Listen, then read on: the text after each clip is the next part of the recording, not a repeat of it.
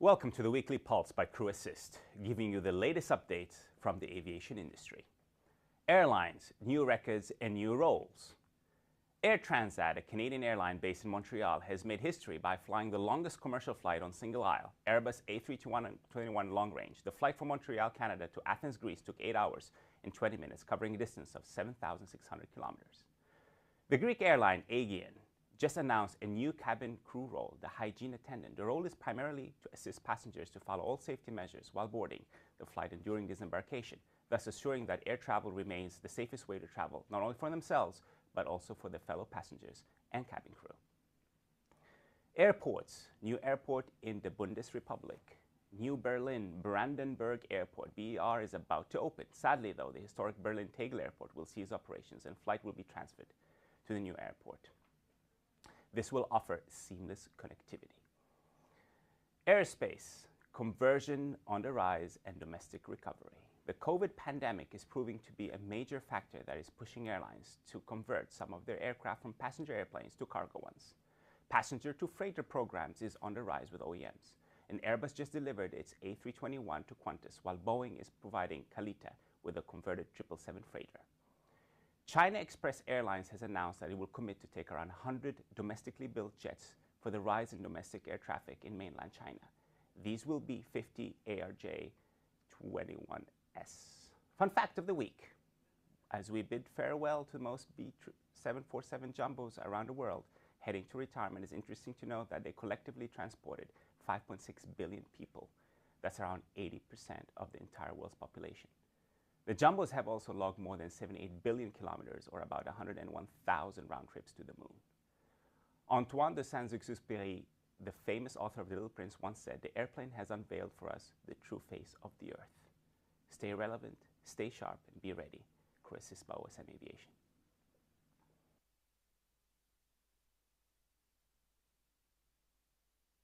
Are you a mentally resilient individual? When was the last time you felt resilient? Being mentally resilient is not about being as robust as a concrete house. Resilience is about meeting the hardships of life, feeling sad, hurt, or humiliated, and then being able and willing to deal with the challenge you are faced with and the ability to bounce back at the end of the day. Having a resilient personality will help you overcome obstacles, loss, and hardships in your life. Even if you do not feel you currently have this trait, the good news is that mental resilience is something that can be trained. This means that you can train your mental resilience, thus enhancing your possibilities in life to succeed, to set up realistic goals, and follow plans to pursue these goals. So, how can you train your mental resilience? Firstly, pick the advice which appeals most to you. Ask yourself why the advice appeals to you. Is this something you want more of in your life? Is this something you miss? Once you realize why you want to pursue a certain goal, it is easier to motivate yourself. Some advice we recommend regarding training mental resilience is: don't engage in negative self-talk. We all have flaws and shortcomings, but we are also worthy of respect, love, and happiness. Make sure to take care of your physical self. Exercise daily. Even just a walk will surely improve both your mental and physical being, and thus help you feel more capable for taking on life's challenges. Accept change. Right now, the kind of new normal you experience with COVID-19 are the redundancies, bankruptcies, and being grounded. Even though you should not just embrace the new normal, do not hang on to an idea which may not be possible or realistic anymore. Instead, consider something new, such as a new career, going back to school, or using the extra time you may have to reconnect with friends and family. Please note this advice is meant for self-help. If you feel you need more help regarding mental health, we encourage reaching out to a professional who may be able to best support your personal needs. If you are interested in finding out more information regarding mental health, or wish to have a resilience program tailored to you, subscribe to our new platform, CrewAssist, where our experienced team can help you with all your concerns and needs.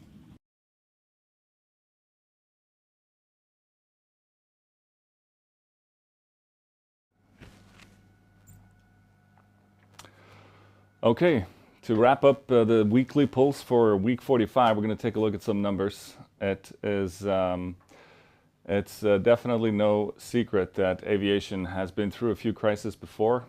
We've even dealt with the virus outbreak like SARS, as you can see here on these numbers on this graph from ICAO, but also 9/11 attacks, the financial crisis, And the uplifting thing to see here is that aviation has always been able to recover quite confidently as well. With that said, I think we all know that COVID-19 is a challenge unlike any challenge we've faced before, and the dip is definitely deeper, so the climb out of it will be longer. We did see some recovery here over the summer, but then the recovery slowed down in August and September. The reasons for this are many, but as some of you probably know, the complexity of traveling today makes it for a very difficult thing to do compared to before Corona hit us.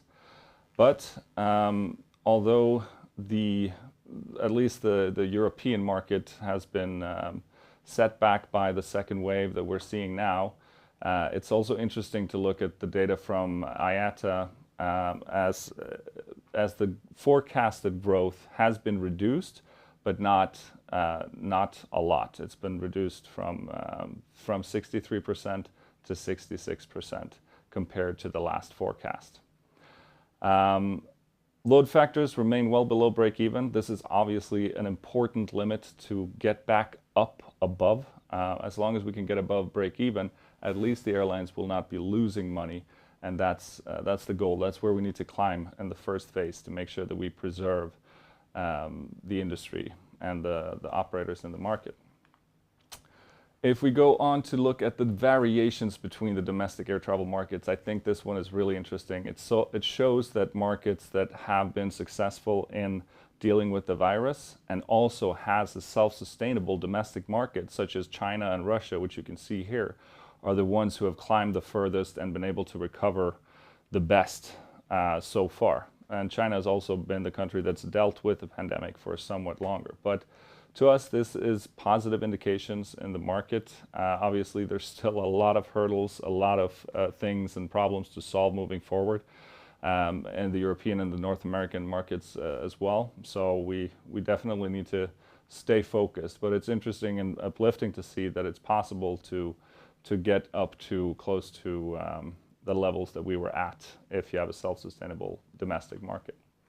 The willingness to fly, as measured by IATA's survey, you see there's quite a span here.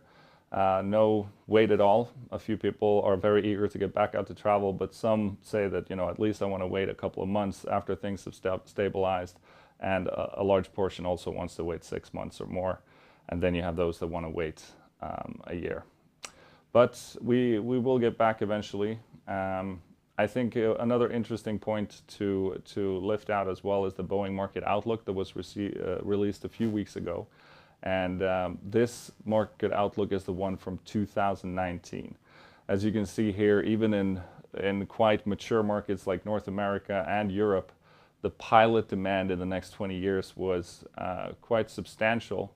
And that's also interesting to look at this outlook that came out last year and compare it to the one that just dropped a few weeks ago. Because if we look at North America, we see that it's only been reduced by 4,000 pilots over the next 20 years, so from 212 to 208,000. And in Europe, it's only been reduced by 1,000. So all overall, it's gone down by 41,000 on a global scale.